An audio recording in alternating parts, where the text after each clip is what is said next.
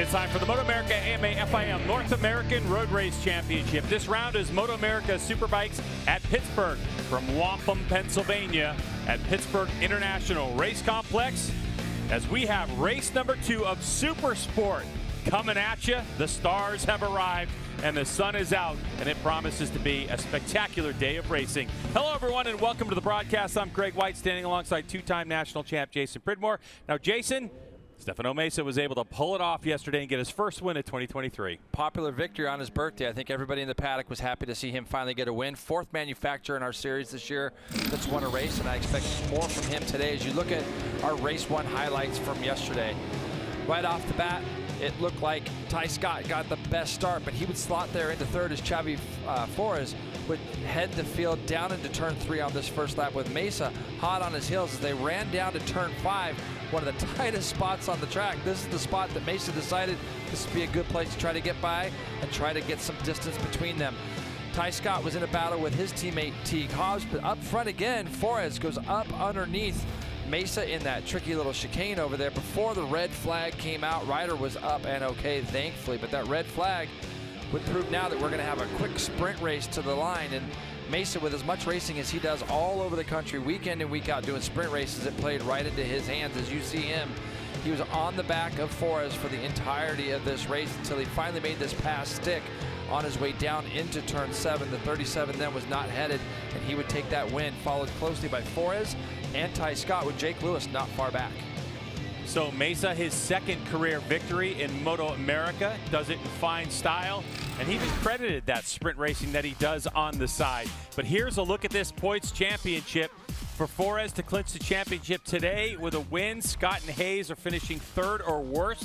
So could we be giving out some number 1 plates this early in the season? Xavi Flores would love to see it, Jason, because if he can get that done, then he's going to get an opportunity to get on the Superbike next time we go to the racetrack at Circuit of the Americas. But Jay, this is all about Pitt Race. So let's take a look at this track real quick. It's a 2.8-mile roller coaster. Yeah, very tricky track, very physical, up over turn 1, a tricky turn 1 at that, then wide up, open over the top of turn 2. First row passing spot in 3, although Mesa proved me wrong yesterday in 5. Another good spot into 7, the famous S's here at Pitt Race. All the way through to that turn 14, another tricky off-camber right-hand turn, but you can't see the apex of, through the chicane, and then into the last set of corners. And then, yes, Greg, you can draft to the line here if you get a good run to that flag. Love this racetrack, love the fans, love the surroundings, and our 3rd member of our broadcast team is Hannah Lopa, and she's on the grid with Xavi Flores. And for Xavi Flores, could today be the day that he clinches the championship, his first in the MotoAmerica Series? Xavi, how important is it for you to win this race right now? Yeah, it's always important to win races, but especially this one is going to be something else. It's the first chance I have to wrap the title. I'm really looking forward to start the race. It's going to be tricky because Tyler and Stefano are quite fast, but if I can win the race, it's going to be 100% my target. So looking forward to start. Thank you so much. Best of luck to Xavi Flores. It looks like Tyler Scott is just getting back to his motorcycle here. Want to check in with him because he's one of only 2 riders in the field who could upset the championship. You're still mathematically in it. What is it that you need to focus on in order to try to make that happen today and stop Xavi? Yeah, we need to get a good start just like we did yesterday. Stay a bit closer to the front pack, definitely closer to the 1 and 2 spot, and hopefully pull off a win today. Best of luck. Thanks, Tyler. All right, and that's exactly the formula for racing. And Jason Pridmore, Xavi Flores, he's won championships in his career plenty of times, but this is MotoAmerica. Gonna get it done. This guy right here, Jake Lewis, he is looking for redemption from yesterday, looking for a win.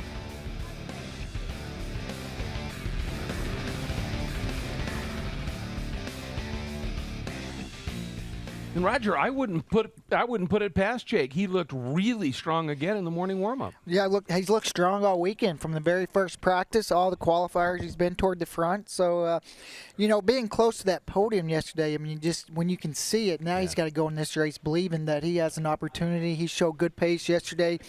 Being quick after that red flag means, he's got pretty good race setup as the tires go off. And question for you here. We saw Teague Hobbs with an absolutely extraordinary qualifying performance, and he faded a little bit in the race, ending up down in the 5th spot from his second-place starting spot. What do you think he has to do to be able to stay up there and not just fight for a podium, but with his pace, certainly be able to maybe fight for a win? Probably just some setup changes for whatever reason. Maybe his tire went off a little sooner than the other guys, and just trying to, get that pace. The first couple laps when the tires are good, it's a little bit easier to do that pace. But once the tires take that drop, that's when it gets really hard to run that pace. And just his overall best lap time is close to the guys in front of him. It was just the second half of the race, he couldn't do the lap times. Just started to fade a little bit. And for Tyler Scott, I think everybody at the sharp end of this field has to be worried because, as you recall, when Michael talked to Tyler at the end of that warm-up session, Tyler said, "We made a few changes and this bike feels better than it has at any point this weekend. I am so excited." He was awfully close in that race. You think about it, in the race yesterday, the top 3 finished less than a half a second between them, and Tyler was arguably the fastest guy at the end of the race. Yeah, he was the fastest, because if you go back to before the red flag came out, he was a couple seconds back. Right. And he chased those 2 boys down. Yeah. And he was right there, and the red flag came out, and he was there to make a move that last lap. And I think you go back to Brainerd, he was fast there, and then that second day, that second race, when he was able to win that race, I think it's something triggered to him where he feels like he belongs. He's back, looking like he did last year. He's been strong all weekend, and you can just see it in his interview this morning. Like, he's ready to go racing today. He's energized. There's no question about it. And obviously, the one big difference from yesterday to today in terms of the afternoon is temperatures. It's definitely warmer out there than it was yesterday. These teams are pretty savvy. They would have sort of extrapolated the data and said, okay, it's going to be this much warmer. Here's what we need to do. I mean, it's just a tick over 80 degrees out there right now. And it's a hazy sun, but it's still sun. And earlier we heard Tony Romo talk about with the clouds that were out a little bit earlier, it should be really good. Well, now I don't know exactly what the track temp is, but the track temp could be pretty toasty. And that can change everything. I mean, sometimes you hear riders talk about, man, I had tons of grip in the morning, and then in the afternoon I didn't. That's track temperature going up. So, and the only way to get your bike set up for that is being out there and, experiencing that. So if you go back to your notes and you see a couple other tracks where when track temperature went up, we made this change and it was better, might want to do that here.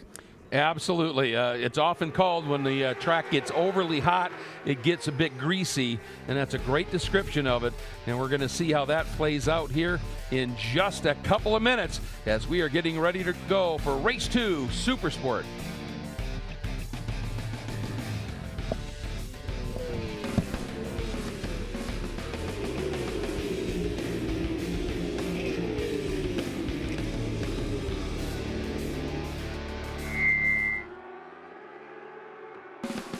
MotoAmerica Supersport coverage is brought to you by Dunlop, the official tire of the MotoAmerica Championship Series. By Steel Commander Corp, a leading steel building manufacturer offering expertise, innovation, and a dedication to quality. And by Geico Motorcycle. Visit geico.com to see how easy covering your ride can be. That's about 45 minutes down the road from where we are here in Wampum, Pennsylvania, as we're getting ready to get race number 2 for Supersport underway. Riders are on their warm-up lap. Jason Pridmore. Yeah, awesome view right here.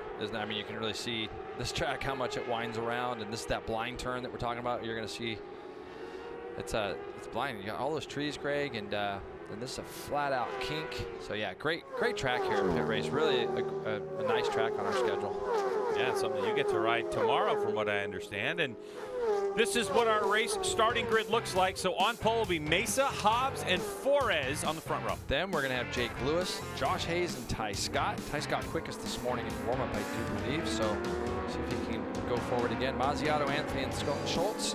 And then Nissany, LaRoche, and Joe Lamondre Jr. making his Supersport debut. Jagaloff, Soltis, Holt, Owen Williams, Jankowski, and Kano. A little further back, Joel Oman, Davis, Tropkoff, Blockall, Seathaler, and Ferguson. Yelton, Hopkins, Murphy, Forsyth, Pappas, and Justin Beamer.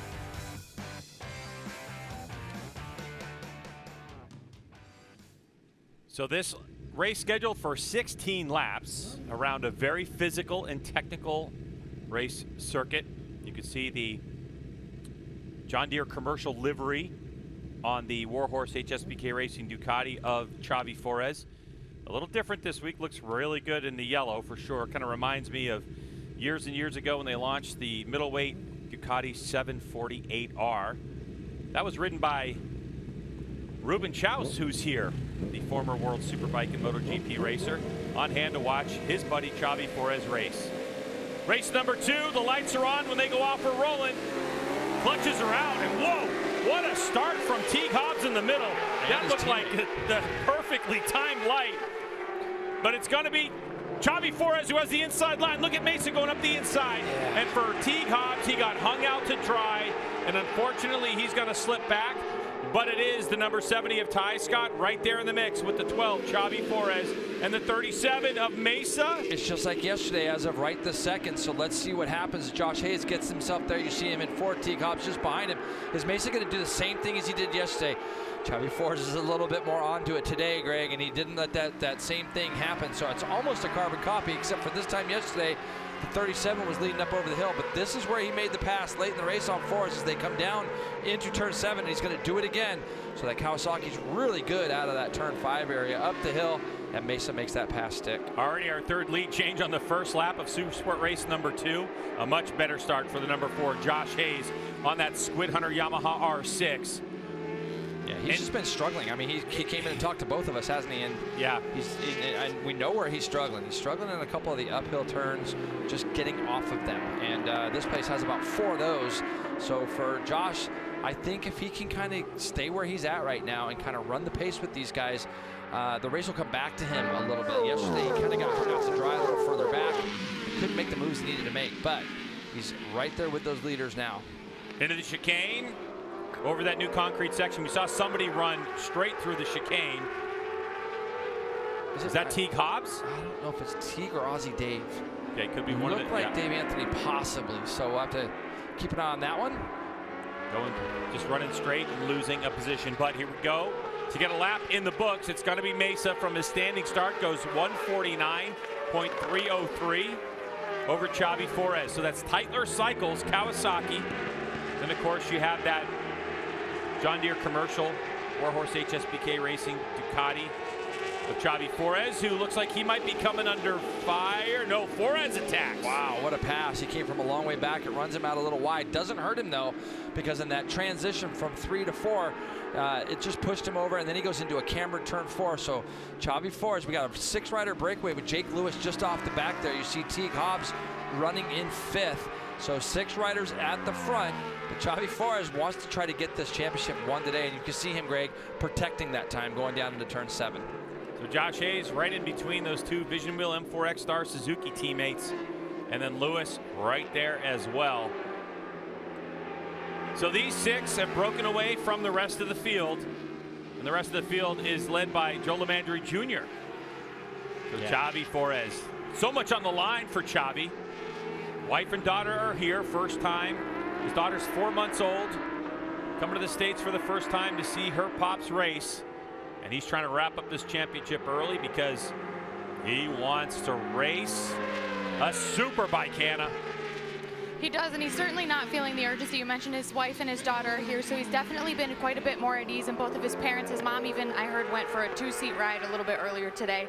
So it's definitely good to have them in his corner, but he's not really feeling the urgency. He wants to fight for the win and kind of let the points fall where they may. They made some changes to the bike. He's still feeling like the bike's a little bit down on power, so they tried to maximize their setup from other standpoints, like mid-corner and on the brakes, and we know he's strong and confident on those brakes. Yeah, he's been all year without question, but so is Mesa, able to close up just slightly in turn number 1. And of course, if you're wondering what Hannah was talking about, the 2-up program is something that happens here when you come to a MotoAmerica race. Jay, what are you seeing? Ty Scott got a really good run up over the top of that hill. That bike looks stable. Coming up over the top of that very tricky rise, wide open 4th gear on these motorcycles as they crest over the top. Bike gets really light. Ty Scott was able to make that pass on Mesa look pretty easy rather. Now this is all the downhill sector into turn 5, back up a steep hill. As they crest over the top of this, when you're coming up over the top of that, you can't see the back side of that hill till you're well on top of the hill there. So Xavi Flores now is going to have a new challenger up behind him in Ty Scott. And I was just getting ready to say, it just looked like Mesa had some pace, and you can see these three now just starting to get away from Josh Hayes ever so slightly.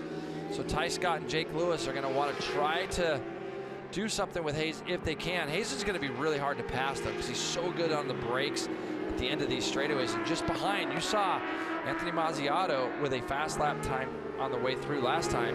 He's going to try to bridge this gap to them. There's a good look at the 23, Anthony Mazziato, who was running 8th, and he was able to get by Lamondre Jr. Mazziato in that Northeast Cycle Outlet Racing Yamaha R6. East Coast, Jersey. Native, having a good run here at Pitt Race. I'm sure he is just biding his time till we get to New Jersey Motorsports Park, September 22nd through the 24th. And his first splits, Greg, were just as quick as the leaders, and you can see he's really closed up on those guys in front of him. Ty Scott goes right to the front. A good run onto the front straightaway with that GSXR 750. So the Vision Wheel M4 X-Star Suzuki rider takes the points. Now we're going to see. Whoa. Yeah, it didn't go over there smooth that time, and that's, now you can see at home what I was talking about, how light the bike gets and loose it gets, and these riders go over the top of that. If you go over and you watch in that section, Greg, it's amazing how much of the guys actually stand up on the pegs. Their butts are about an inch or two off the seat, and they're just letting the bike dance underneath them, almost like, for anybody that motocrosses out there, scrubbing a jump. It's almost like that going up over the top of the rise there, over that turn 3 hill. Yeah, I think that's why we see some of the riders that come from motocross when they were younger. They love this place. Very physical. A place where you can really use a lot of your body to control the motorcycle. More at some of the other tracks, some of the flatter tracks that we go to. So Ty Scott had the lead, started to put some distance, and look at Xavi Flores forces the issue under braking. A good move by the Spaniard to retake the lead with 12.5 laps to go. And they're making a race of it. All the while, the group of Hayes, Hobbs, and Lewis are trying to catch him. And this is what they need to get done. They need these three to rough themselves up. Yeah, you're not kidding there. And all through these S's, this is how, look at how nimble the Ducati looks as it goes through there. And it's a big commitment from the 12 of Xavi Flores to stuff it up underneath the inside there. And you can see him looking all the way through that corner, Greg. And it was just to basically, once you commit at this level, you just already made up your mind. This is where I'm going to do it. Now, this is where we're going to see Ty Scott again. Probably try to draft back past that Ducati and go by him down the front straightaway, and he does that as well. So Ty Scott really good out of that last corner. Xavi Flores turns it back up underneath him, though, and stuffs him back into turn 1. You saw him look left as he came by the start-finish line. That was Xavi Flores looking at his pit board to get some information. And now they go 3 wide. And it's going to be Ty Scott who retakes the lead here in Supersport race number 2. And again, it's the up over the crest of that hill. Bikes are getting out of shape, and anybody that's got a good run is going to be able to go by you there, and that's exactly what we saw as they did go 3 wide. But look what it's done. It has drawn Josh Hayes and Teague Hobbs back into this mix. As you see 5 riders, Teague Hobbs looks up the inside of Hayes. Can't make that happen. Jake Lewis still there. Mazziato still doing everything he can to hang on. He runs a 46.8 that last time by. So he's doing what he can to try to get on the back of these 6 riders at the front. But Ty Scott again, let's see if Flores, not quite close enough this time to do the same thing to Ty Scott that he did the lap before. So Hayes has joined the party, as Teague Hobbs has as well. Jake Lewis just a few bike lengths off behind them. Mazziato is drifted off 2.5 seconds. As Mazziato's getting a lot closer to Jake Lewis. 2.5 seconds behind the race leader. Hannah? For Tyler Scott, his goal was really to be more aggressive today, especially on the start and these opening laps. But the biggest difference is that they found some drive grip, much improved this morning over yesterday, to help him make passes a little bit easier after struggling with that yesterday. And he has definitely put those to good use, getting out front of Xavi Flores. Another lap in the books, so there's going to be 11 to go. Ty Scott, a look at his pit board and the information he gets. Obviously, he's in position number 1, and they're telling him 0.0. There are people right on your tailpipe. Yeah, it's going to stay like that, I think. Although Ty Scott this morning was very fast, like I said earlier in warm-up. He runs a 46.7 that time by, and you can see that 46.7 is just enough to splinter the group as far as from first all the way back. And you see Jake Lewis just falling off the tail end now. And Hayes doing everything he can to close up. Josh, that last time by, goes 46.9. But you can see that's the thing he's been struggling with, just getting that R6 up the hill. You can see the thing bucking around on him ever so slightly as he started to put the gas on going up that hill. And these guys in front just pulled away those 0.2 of a second. Yeah, you can really see the acceleration of that GSXR 750 when they're coming out of turn 6 and running up towards that S section. But it's through the corners here where Xavi Forés is able to make up some time on Ty Scott. And I think that's the goal of Xavi. He needs to get close enough to put Scott behind him so Scott can't continue to just drive away from him on the corners, out of the corners. Well, another thing too is just being able to look at your lap board or look at your lap timer and see the times that you're doing. If you're seeing that all of a sudden you're laying down low 46s, we've seen Ty Scott go 46 flat in this race, and he went 46.7 that last time by. So I'm interested to see what this lap time is going to be, because he's going to lead this whole lap. And you know, the thing is when you start dropping down into lap times really like in the low 46s and you still continue to see +1 on your board, you still have 11 laps to go. So it's a bit of a grind from this point on. And these two guys behind are showing that they can run the pace. 46.5, 46.4, and 46.3 for Mesa. So Mesa, again, still looks extremely comfortable sitting back there in third place. He's going to pick his spot. But you're right, Greg. You can see that Suzuki just accelerates away out of as they come out of turn 1 up that hill. 9.5 laps to go. Supersport race number 2. Your leader, Vision Wheel M4X Star Suzuki's number 70, Tyler Scott. Then you have that yellow and black machine, number 12, Xavi Forés, who's on that John Deere commercial Warhorse HSBK Racing Ducati Tytler Cycles Kawasaki. The green and black machine is the 37 as Teague Hobbs looks like he's going up the inside of Hayes. He definitely looked at it, didn't he? So, yeah, Hayes fought back. And you know, Teague can see that probably Josh is struggling just a little bit getting up that hill. That's probably going to be a spot where Teague's going to do everything he can to pull up alongside, but he's going to have to make that a big commitment there, because like I said, Hayes very good on the brakes. These three guys out front, mid to low 46s, and that was just enough to break those guys behind at 46.9, 46.8. Jake Lewis and Anthony Mazziato also in the high 46s, but it's just that 3 or 4 tenths of a second that these guys are creeping away at the front. 2.8 mile pit race, 19 corners. Through the chicane they go. That's new for this year for motorcycle competition. And Xavi Forés pretty close, but watch the GSXR 750. From this point, he starts to accelerate, and then he gets onto the front straightaway. Look at the gap already just from that corner to the start-finish line. Yeah, you can really see it there, can't you? It just jumps off that corner. And again, Teague Hobbs looks like he's trying to pull up alongside. I can hear his bike, or one of the bikes there on the limiters. They just roll off for turn 1. And again, let's see how Josh's bike gets up over that crest. It looks pretty solid. Teague's not quite close enough to do anything with him there. Stefano Mesa looks comfortable in third, Hannah. He does, Greg, and he's had a really good weekend, especially after winning yesterday, hoping to keep that momentum going. They tried a couple of things in warm-up this morning to get him a little bit deeper on the brakes to kind of give him a better advantage when it comes to passing here. It is so difficult with the elevation changes. I asked him if the double is possible this weekend. He said he hopes so. He wants to put himself in the best position to try to pull that off, but he knows that it's going to be really tough up front with Xavi. I mean, it's tough up front, and really, if it kind of looks to me that Mesa has got the pace, Jay, but it's about tire conservation in this 16-lap affair. He does a really good job of that too, because I think that for Mesa, when you start to look at how his races progress, you know, we never get worried when he goes back a little bit. As you see, Teague Hobbs has gotten through on Josh Hayes. No doubt that was probably into that area of turn 7 like we had discussed a lap earlier. So Teague Hobbs, now he's going to try to put his head on, and we've seen Teague a lot of times get really strong as the race goes on. So, but you look at that little gap between Mesa and Forés right now. Mesa's not going to worry about that too much at this point. 9 laps to go. he's got to think that Forrest is going to take a shot at Ty Scott at somewhere, and you can see Teague Hobbs already just starting to gap him just a little bit. That was a mistake by Xavi Forrest, Jay. Yes. He was really late on the brakes and nearly hammered the back of that Vision Wheel M4X Star Suzuki.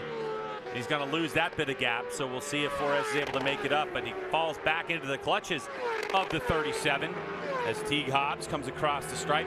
Now with some clear air in front of him, the 79 who's in 4th place. We'll see if he's able to make up any inroads on these 3 up front. Yeah, we'll start watching what Teague Hobbs' progress is.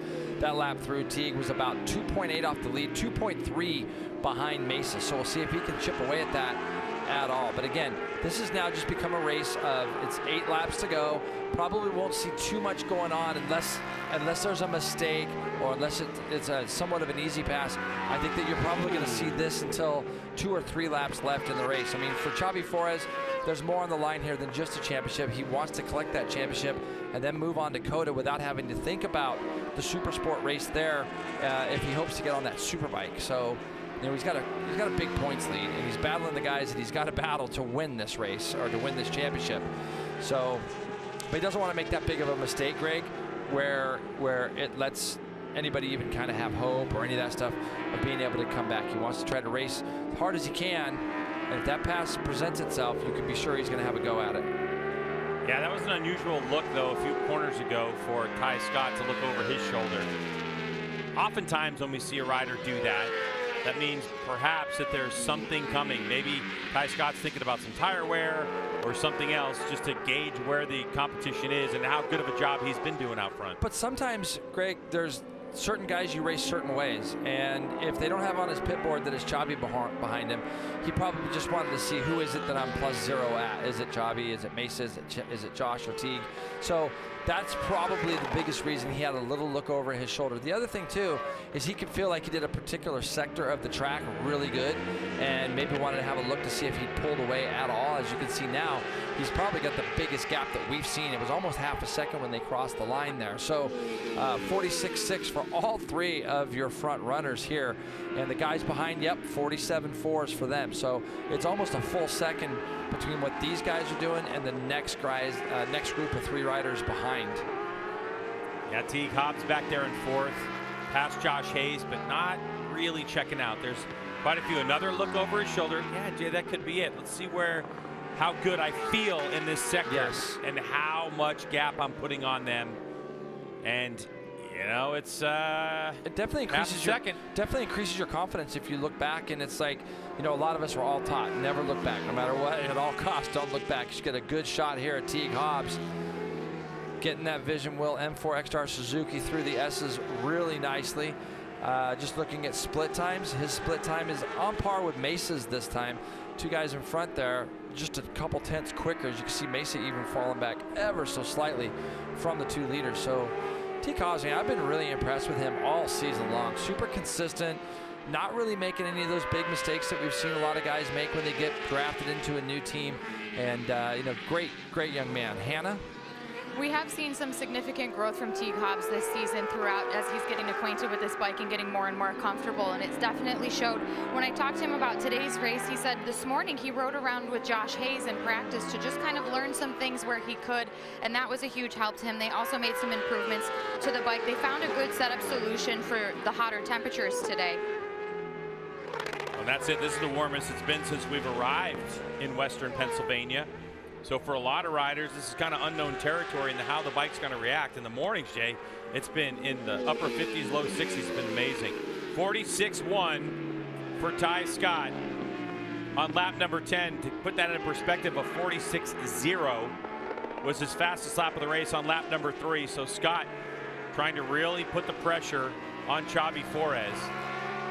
And sometimes, Jay, this is the interesting thing about racing in general, motorcycle road racing, is sometimes the rider in second can put the pressure on the lead rider, and sometimes that lead rider can force someone to make a mistake in second or third place. Yeah, and we've seen that a lot in a lot of our different classes. I mean, the man you're looking at there, Josh Hayes, Superbike champion, he was the king of that. So is Jake Gagne. These guys, they get off and they run such a torrid pace at the front. It puts a lot of pressure on everybody else to run with them. And right now, Ty Scott's doing everything he can to put that pressure on both Mesa and Chavi Flores. And you can see here, Josh Hayes has responded really nicely. He's got back onto the back of Teague Hobbs as they roll through turn 12. Jake Lewis as well. Jake's had a really good weekend, a solid weekend. He actually led a session earlier on and just hasn't quite been able to get that podium pace in the races. But Jake has been chipping away on that Disrupt Racing GSXR 750 and finding himself battling with the guys that he should be battling with. And you see here he's trying to hang on the back of Hayes and Hobbs. As you can see, the gap that those three guys have pulled on these three now is quite significant. Looking at Ty Scott, 43.3, his quickest first split of the race. He just goes 45.8 now. 45.8, 46.1, and 46.4. So this pace right now, hotting up at the front, is just a little bit too much for Stefano at the moment. And you can see Ty Scott up over that rise. He's got that gap, doesn't he, Greg? Almost a second now. Almost a second off of that fastest lap of the race.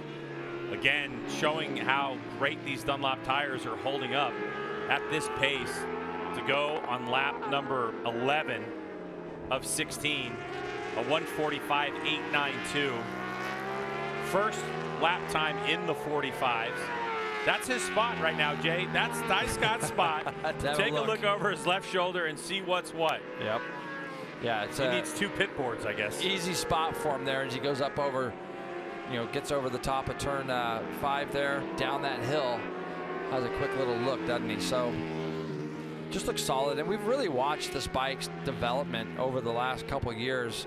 When the new generation rules were put out, we knew the GSXR 750 was going to be eligible for that. They were going to have to do some things to it to make it competitive with the other bikes, in the sense that with this bike being a 750cc bike and the way the world's going in Supersport, and I think a lot of people thought this bike would get developed a lot quicker. It just hasn't. It's been a tough road, and this team has done a really great job, busting their tails to get it competitive. And now we're really starting to see that pay off. It won in its first year, didn't it? Last year, one race. It certainly did. Yeah, MotoAmerica. Ty Scott on. But Ty wasn't really that close at other ones, and this year he's just been a little bit closer everywhere. Yeah, if you go to your dealership and you pick yourself up a GSXR 750, it's not going to be MotoAmerica spec, because if you pick it up, it still has traditional throttle bodies where you actually twist the throttle, pull a cable, and the fuel injection works. Where now they have to be converted for a next generation bike into the throttle by wire system. And so that allows the controlling of the maps and the ECU by MotoAmerica, AMA FIM, to basically say, look, here's your baseline performance of this bike, and that's how you can have an inline 4-cylinder 750 competing with an inline 4-cylinder 600, as we see right here. Teague Hobbs, the 79 on that Vision Wheel M4X Star Suzuki GSXR 750, going up against Josh Hayes on the Squid Hunter Yamaha R6. Also throttle by wire, but of course the displacement difference means speed difference. And so the next generation project has been all about how do we balance these motorcycles, and it was really through Chris Ulrich in the United States and his vision to say, hey, can we get the GSXR 750 homologated if we do this to the bike? Yeah. And it's really not as expensive as people think to get this thing into MotoAmerica trim. But what we have seen in this course of one season is the vast amount of GSXR 750s has been incredible in the entry, because the one beautiful thing is that you're not having to build motors constantly. You can run a GSXR 750 motor in MotoAmerica spec for one entire season without having to replace the motor. Yeah, it's pretty good, isn't it? It's a cheaper way of going racing for some of these teams, and we've seen other teams like that Disrupt Racing GSXR 750 behind these two guys. With Jake Lewis on it, and all these teams, as Josh Hayes goes straight to the apex of that last corner to try to get by Teague Hobbs. Let's see if Teague now can do anything with him on the draft. Now, Greg, real quick, while we were talking about that, we saw Chavi Flores get into the 45s, 45.9, but Ty Scott has responded this last lap by a 10th second as Teague Hobbs looks like he goes back by Josh Hayes, but no. Josh Hayes is going to hold him off through turn 1 on this lap, but about 1 second at the front. Mesa's dropped off the back of those guys, 3.3 back behind the leader now. Jason, we often talk about racecraft, and in talking with Josh Hayes about Teague Hobbs racing with him, Josh was impressed. Really impressed with Teague Hobbs' performance, because he said, Josh Hayes did, that there were a couple areas where I was better than Teague, and in a matter of one lap, he figured that out and then applied it. Most of that was on the brakes and through some of the corners, and Josh knows a rider that has racecraft and riders that don't. We have seen riders in this series and other classes that don't seem to have much racecraft. They get passed in the same corner lap after lap, and that's not Teague Hobbs. But for Ty Scott, a 146.1, just a couple tenths off his fastest of the race. And Jason, Tyler Scott goes fastest Sector 1 at a 43.260, the fastest Sector 1 we've seen in the race so far by your race leader, who wants more than a 1.3 second gap over Xavi Forés. And Teague Hobbs has fought back also on Josh Hayes, so good battle for those guys. And here you go, Ty Scott, like you say, Greg, went red in that first sector, so expect another very fast. I love how that bike finishes the chicane too. It's amazing. It's really good how it gets through that left. It gives himself some room. He's not out on anywhere near the grass, and the bike accelerates really nicely out of that chicane. You know, in talking about the development of this GSXR 750, especially the Vision Wheel M4 X-Star Suzuki, this bike right now, it looks like there's been a geometry change, and it looks like it's the most stable that I've seen it. Yep. It looks a little bit flatter and not so much on the nose. Yep. Looking at it, Yeah, and I I agree. think this is where Ty Scott has been taking advantage of it, because especially over like this section here, the stability, mostly when he's not being totally aggressive, has been pretty amazing on this bike. Yeah, and I like the ability of the team to be able to go and make changes overnight just to get him a little bit more comfortable. And we've seen that a lot as well as we did at Brainerd. If you remember at Brainerd, he was close on day 1 and came back on day 2, you know, and raced with Josh Hayes, who had won the day before, and was able to beat him that day. So it's the same thing. The team's done a nice job overnight with giving him a package that he can come out and fight for this win. And for Xavi Forés, right now, 1.7 back. Looks like he's going to have to end up settling today for that second place. And you know, he's going to have to roll on Dakota now. I do believe that Ty Scott winning this race will prevent Xavi from winning the championship today.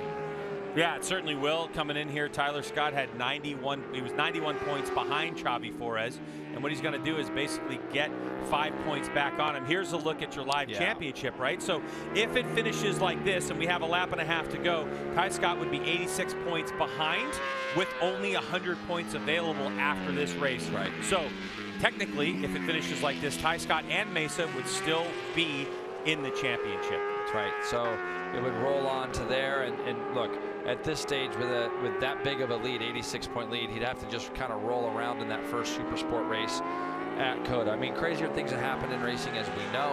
Yes, but this young man is, you know, he's doing what he's had to do. Ty Scott has done what he's had to do today. As the white flag comes out, you see him and Xavi Forés get that white flag. Mesa back off there in the distance. This guy has just run a perfect race. Absolutely perfect race. And he's had to race for it. It's not like it's been a runaway. It looks like it now, but also if you're Xavi Forés, you've put all the effort into pushing, and what's at risk, it's not worth it. Not that he's handing the race over to Ty Scott, but he knows what's at risk. And part of that is now what is the decision going to be for the Warhorse HSBK Racing Ducati team after this? Jason, like you're saying, to roll around in race number 1 in Supersport at COTA, does that mean we're going to see Xavi Forés do double duty and be Josh Herron's teammate in Medallia Superbike? I'm wondering if he has actually seen COTA. Yeah, that is a good because you know World Superbike's never gone there. I mean, in a crazy way, depending on what the weather's like down there, it could be a benefit for him to be able to run both classes, because the lap times at COTA are like a lot like MotoAmerica. They're very, very long. And so it could help him a little bit as Ty Scott has a little bit of traffic to get through here before the race is over here. Ty Scott with a 1.8 second lead. He just went sector number 1, the fastest sector of the race on this final lap. He kind of looks like he's having a ton of fun on the bike. It does. It's the 98 of Chris Murphy that he just went past on his way down into the chicane here for his final time through. It's a big win for him today, I think. You know, he's got a couple race weekends in a row now where we've seen him win 2 races in a row in Supersport, and gets out of this last corner. Greg, I'll let you bring him home. So here he comes, Vision Wheel M4 X-Star Suzuki's. Tyler Scott onto the front straightaway. To the checkered flag he goes, and he will take victory in Supersport race number 2. Xavi Forés safely over the line in second place, and Stefano Mesa in third spot, rounding out our podium.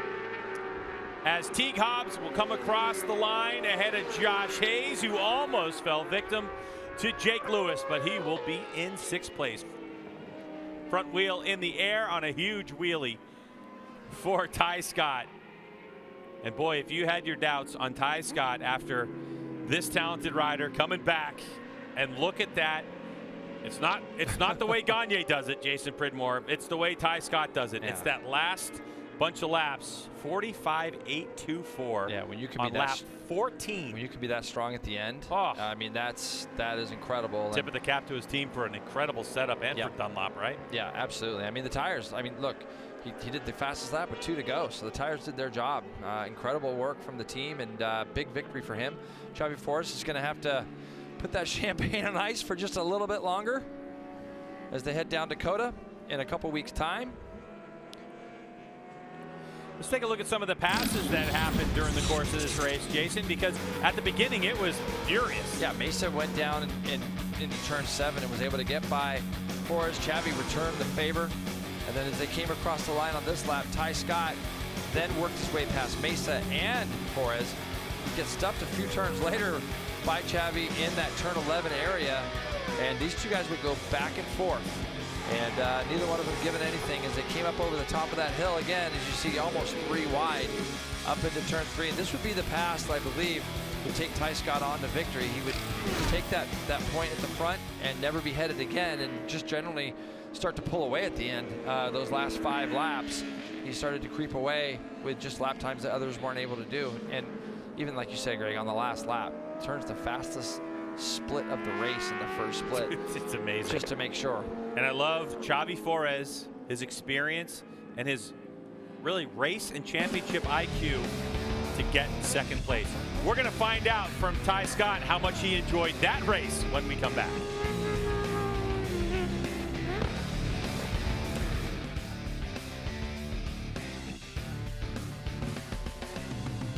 Stand-up wheelie right into pit lane, Roger. I think Tyler Scott's pretty amped. Yeah, he should be. I mean, that was another great ride. And, you know, you can kind of look in a rider's eye and you can see when they're locked in and they're laser focused. I seen it during the red flag at Brainerd, and I said Tyler's going to be, he's going to be hard to beat these last 5 laps. Right. We seen it this morning in the warm-up.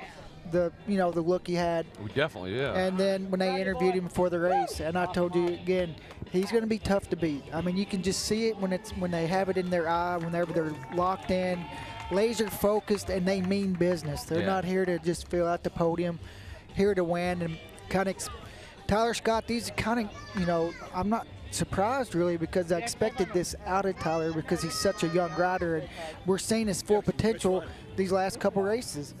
Yeah, and you combine that laser focus, and a lot of that is created by just having massive confidence. And he said it. He said this thing is hooked up. It's the best it's been all weekend, and it was good already. So just incredible what he was able to do there. And it was interesting because Xavi was riding his heart out, and in the twisty bits and under braking, Xavi was just absolutely dynamite.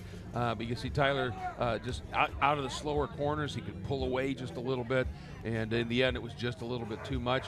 And Mesa looked aggressive early as well, but just couldn't quite stay in touch with those two eventually up front. Yeah, and you're right, Xavi was riding the wheels off that Ducati there, especially through turns 7 all the way to 14. You could tell that thing was just working really well, changing directions for him, and could close the gap a little bit there. And also Stefano Mesa with the good ride. Absolutely. Another podium for Stefano after a big win yesterday, but today it's all about Ty Scott.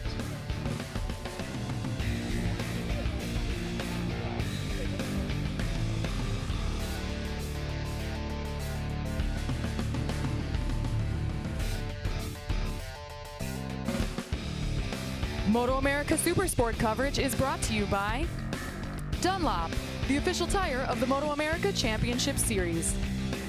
By Steel Commander Corp, a leading steel building manufacturer offering expertise, innovation, and a dedication to quality. And by Geico Motorcycle.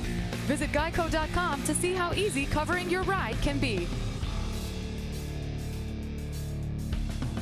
Well, when you win, you get to celebrate with your team. One of the best parts about it.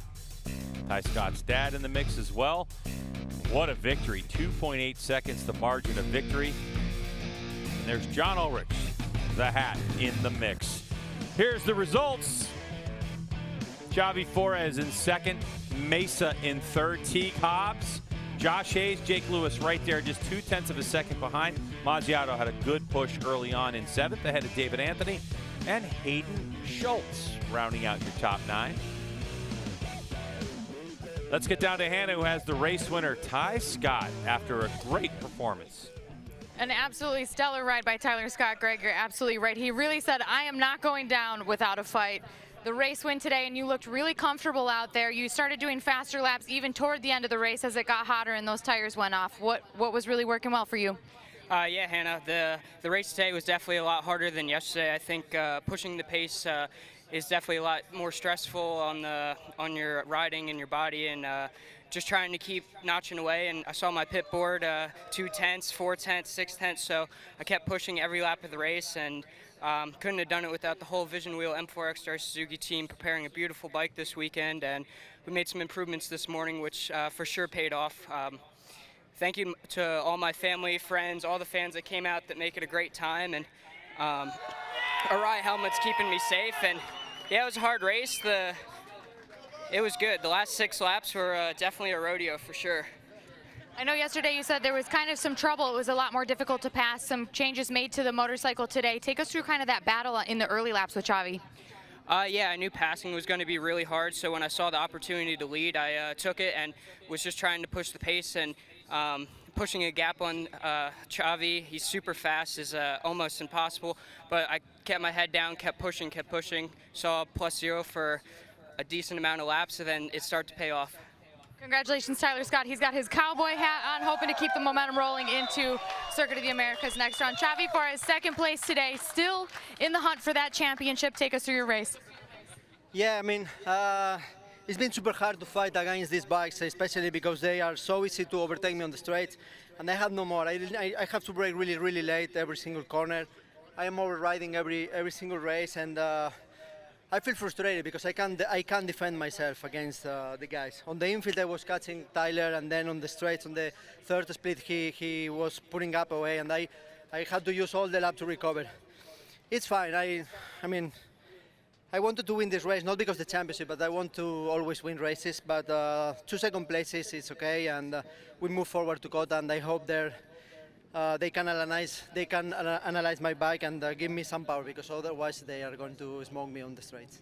Speaking of COTA, what are the odds that we see you not only in the Supersport class, but on a superbike? Well, that was the plan if I ride the title here, but that was not the case. So I will keep focused on the Supersport, and then let's see what the superbike brings. One step at a time for Xavi Flores, today's second place finisher. Rounding out your podium, Stefano Mesa. Not a bad weekend for you, solid points haul. Take us through that race there. You got some traffic at the end and sort of lost distance with the leaders. Yeah, definitely a good race. We definitely had the pace at the beginning of the race, but definitely started struggling a little bit once my tires started falling off. We tried a different tire pressure today, and I don't think it was way to go, but my hat's off to my team. They gave me a great bike this weekend. We had a blast all weekend racing. And shout out to all the boys over there for always keeping us happy, keeping us stoked, and I mean stoked to be in the podium. You know, I want to win races, but I want to be up here too. I want to make this a regular. So onward to COTA, and hopefully we get some good results at COTA as well. A first and third place finish for Stefano Mesa on the weekend, guys. And he could be a weapon at COTA.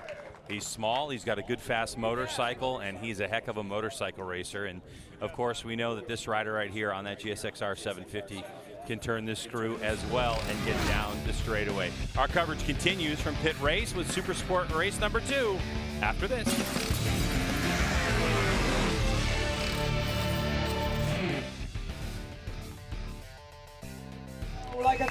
Well, as the podium celebrations continue and the trophy presentations are happening, you can hear Xavi just a little bit frustrated there, obviously, because we talked about it. He rode incredibly well, and he just didn't have an answer for the launch out of the slower corner. Yeah, and even mentioned yesterday, feels like that. Down on power. Yeah. And he's doing all he can, but just mentioned he's losing it on the straights. With there's been a couple changes this year, and so he doesn't seem real happy about it, but he's still in the fight. He's still riding well, and he goes to COTA with that big opportunity. He's a little disappointed. He has a lot of family here. Oh, he has, yeah, exactly. didn't really expect to win the title, but was hoping to win the title, do Superbike the last 2 races. So it's just you know how it is. When a plan doesn't go to plan, it's disappointing. It is disappointing, and for him, after winning 8 in a row, 4 non-wins is a little bit different for him.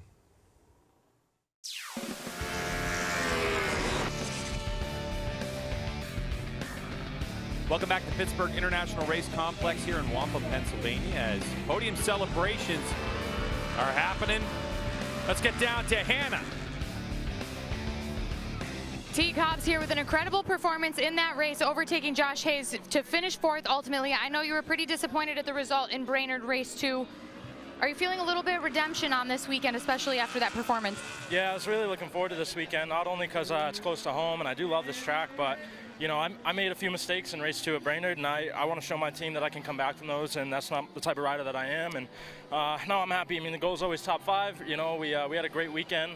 Started low, qualified 2nd. You know, a couple top 5s, I can't complain. So huge thanks to the Vision Wheel M4 Star Suzuki team, Arai Helmets for giving me a sweet new lid this weekend, my parents, the Center for Plastic Surgery, Greer Roofing, Priority 1 Power Sports, everyone who helps me. Yeah, had fun. Riding around out there with the likes of someone like Josh Hayes, who has won so many races, how does that improve your own performance as a racer? That's a huge confidence booster for me. He's the winningest motorcycle racer in America right now. So if I can get in a battle with him and come out on top, you know, that's a notch in my belt. And no, this morning warm-up, I followed him the whole time. And every time I'm with him, I learn something. And he's been helping me out, which I'm more than grateful for. But, you know, hopefully we can go with those front guys next weekend at COTA. It looks like an awesome track. I'm looking forward to learning it. A new challenge ahead of Teague Hobbs as we go into Circuit of the Americas, guys. Yeah, and Jay, you know, for Teague Hobbs, it's, I mean, I just think this is an amazing first year on this bike. Yeah. Great year, and it's a super well-spoken young man, and he's doing good things. And the consistency, these top 5s, you know, it's funny, right now, you know, you can be happy with the top 5. He'll be disappointed a little bit that he couldn't be closer to the podium. But on the flip side of that, these top 5s that he's doing and the top 5s that he's getting are going to just keep building that consistency. And then sooner or later, Greg, you'll see him battling for podiums every weekend. So Teague Hobbs, his weekend is finished, and here's how race 2 went, Jay. Yeah, let's get a good start here again for both the M4 X-Star Suzuki bikes. Got good starts, but Xavi Flores and Stefano Mesa were able to make their way through. You see Mesa here goes past in turn number 7. These guys were battling, Greg, up at the front, back and forth. Ty Scott was 3rd originally, and he ended up getting by Mesa, then he got by Xavi, and then Xavi got him back here in that turn 11 area. And it was kind of this way all the way through. Xavi got passed on the front straightaway and then just let the lever off and went up underneath Ty Scott down into turn 1. But it was this pass right here. Ty Scott would make stick for the rest of the race. And like he said, he'd go and put 6 laps together at the end of that race that you have to do to win these races. And quickest lap, 2 laps from the end. Congratulations to Ty Scott. It looked like he was having fun. So here's a look at the championship point standings. So Ty Scott is 86 points back, Mesa 99. Hayes now out of contention for the championship. Of course, it would have to be disastrous. But Jay, we only have 2 rounds remaining in the 2023 season, which means that we have 4 races, 25 points max, only 100 points on offer. Yeah, that's exactly right. And I think for this guy here, you see on the screen, you know, if they decided to roll out a superbike for him at COTA, I don't think it would be that big of a deal. He's got 86 points. Depending on if he wants to do 2 classes. Again, the first race there, all he's got to do is kind of roll around. And I think it's the one track there, maybe MotoAmerica, the 2 tracks on our schedule where if you ran 2 classes in a weekend, it's not going to hurt you because the amount of laps that you get per session are so small. So I think it could only help him, to be honest with you. Yeah, and the next track we go to is Circuit of the Americas. Here's what we have left on the 2023 MotoAmerica schedule for Supersport. We have 2 races each. So September 8th through 10th, we're at Circuit of the Americas in Austin, Texas. And then we go to New Jersey Motorsports Park. But Jason, how would you kind of look at the physicality of Circuit of the Americas? Because they have a really long back straightaway, but there are certain sections that'll wear you out. The braking there, that's the thing, is that all these bikes, all the bikes in all our classes are going to be top speed for a long time down some of those straightaways. And it's the hard braking, it's the uphill into turn 1 and braking hard. there. You got a fast S section as well. The Circuit of the Americas kind of has a little bit of everything. So then when you get to Jersey, it's the shortest track on our schedule as far as lap times go. It's like a little bull ring with it's not as physical, let's just say, as COTA in the braking department, but it has its other things that do make it just as physical also. Yeah, but also Jersey is it's always a question where you can find grip. Coin flip on the weather sometimes. On the weather, on how you find traction. It's going to be an exciting end of the season, but this weekend was awesome from Pittsburgh International Race Complex. Xavi Forés still leads this championship, but Ty Scott was able to keep it alive. We will see you next time for round number 8 of Supersport from Circuit of the Americas. For Hannah and Jason, I'm Greg. Thanks so much for watching our coverage, and we look forward to seeing you again real soon. Yeah! Congratulations.